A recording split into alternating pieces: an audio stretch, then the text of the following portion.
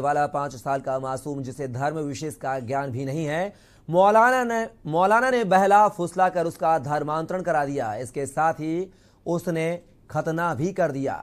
मासूम ने घर में जाकर घटनाक्रम के विषय में जानकारी दी तो घटना की जानकारी मिलते ही परिजन ने आक्रोश व्यक्त किया गया। देखते देखते 5 साल के मासूम के धर्मांतरण की जानकारी आग की तरह फैल गई। वहीं विश्व हिंदू परिषद को घटना की जानकारी हुई है। इस पर उन्होंने मौलाना के खिलाफ विरोध दर्ज कराते हुए थाना में तहरीर दी है। साथ ही तहरीर के आधार पर पुलिस ने कार्यवाही करते हुए आरोपी मौलाना को गिरफ्तार कर लिया है। पुलिस ने बताया कि विधिक कार्यवाही की जा रही है। घटना बीते शुक्रवार की है। पूरा मामला गंगा घाट कोतवाली क्षेत्र के चंपापुरवा का है।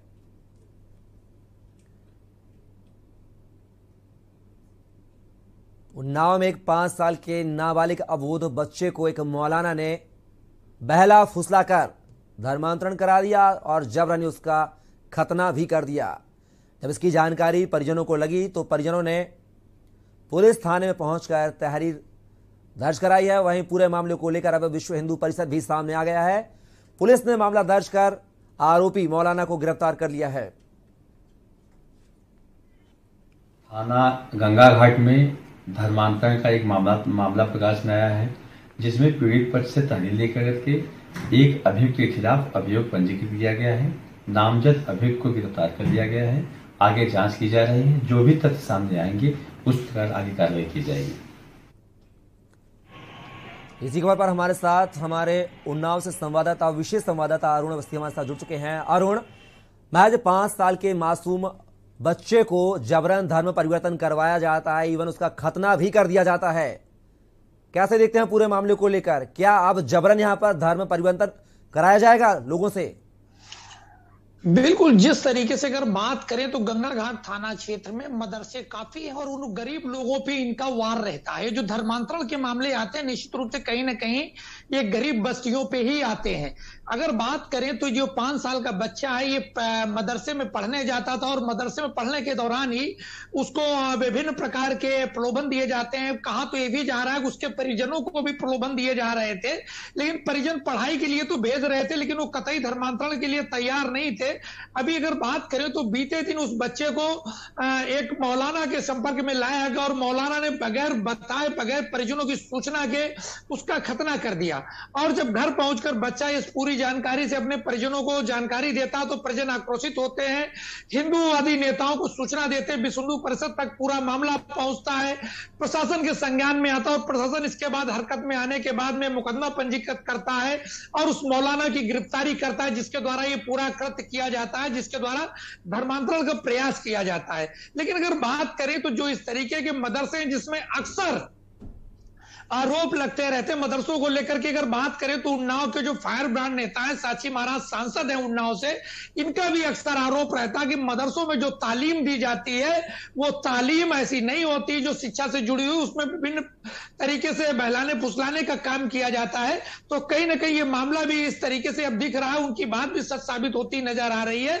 लेकिन अगर बात करें तो एक बड़ा मामला है जिसमें बगैर बताए, बगैर किसी के संज्ञान में लाए उसे एक 5 वर्षीय अबोध बालक का खतना किया जाता है और उसका धर्मांतरण का प्रयास किया जाता है। जी, पूरे मामले को लेकर जो बच्चे के माता पिता हैं उनका क्या कहना है इस मसले को लेकर? वो क्या चाहते हैं पूरे मामले को लेकर?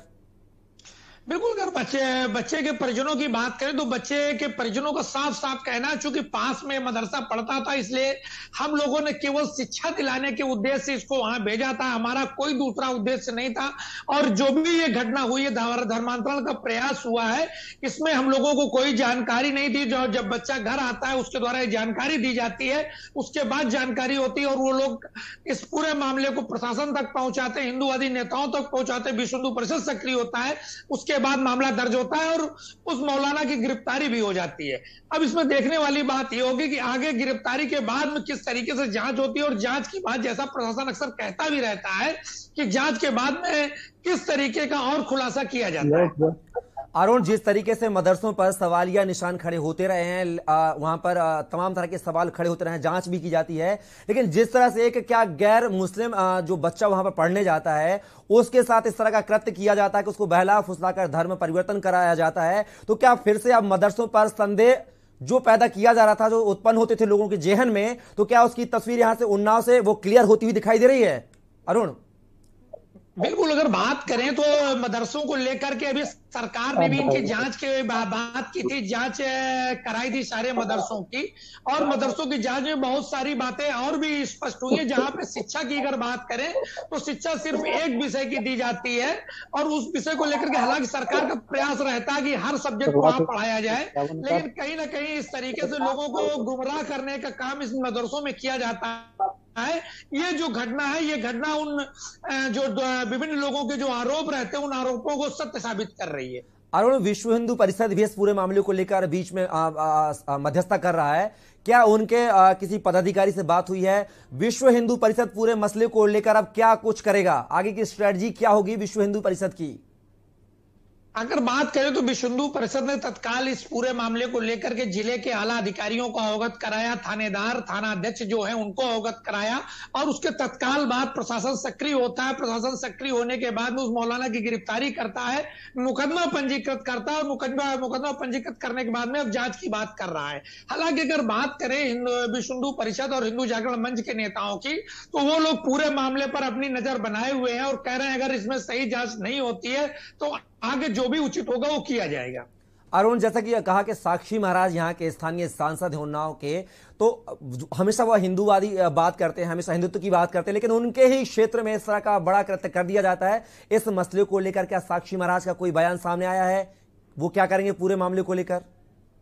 बिल्कुल, अभी तक साक्षी महाराज का इस पूरी घटना को लेकर के कोई बयान नहीं आया, लेकिन साक्षी महाराज अपने बयानों में अक्सर इस बिंदु को उठाते रहते हैं कि मदरसों में जो तालीम दी जाती है वो तालीम देश के हित में नहीं होती। कहीं ना कहीं वहां पे जो लोग पढ़ाई कराते हैं, जो पढ़ाने का काम करते हैं, वो पढ़ाने का जो वो काम होता है वो देश हित में नहीं होता। इस तरीके के आरोप और उनके द्वारा अक्सर उठाए जाते रहे, और मदरसे की शिक्षा व्यवस्था पर भी वो प्रश्न लगाते रहते हैं।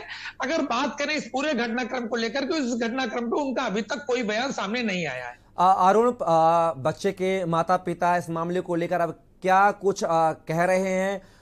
वह कैसे न्याय की गुहार लगा रहे हैं? कैसे उनको न्याय मिलेगा? कहां जाने की तैयारी में हो और वो किससे मुलाकात करना चाहते हैं न्याय को लेकर? माता पिता की बात करें तो बिल्कुल, जिस तरीके से उसके माता पिता की आप जानकारी चाह रहे हैं, तो माता पिता उसके बहुत गरीब हैं, और चंपापुरवा मोहल्ला है जो गंगा कटरी का बहुत पिछड़ा एरिया है, वहां पे वो अपने बच्चे को पढ़ने भेज रहे थे। उनको तो प्रारंभिक सूचना जो मिली, और उसके बाद जो हिंदूवादी नेता सक्रिय हुए, उसके बाद एफआईआर दर्ज हो चुकी है। उनको अभी भी पूरी घटनाक्रम को लेकर के कि क्या हो चुका है उनके साथ में, कितनी बड़ी घटना उनके साथ घटित हो चुकी है, इसका अभी उन्हें अंदाजा नहीं है। निश्चित रूप से वो प्रशासन पे पूर्ण विश्वास रख रहे हैं कि प्रशासन जो भी करेगा वो सही करेगा, और प्रशासन के निर्णय पर उनको पूरा भरोसा है।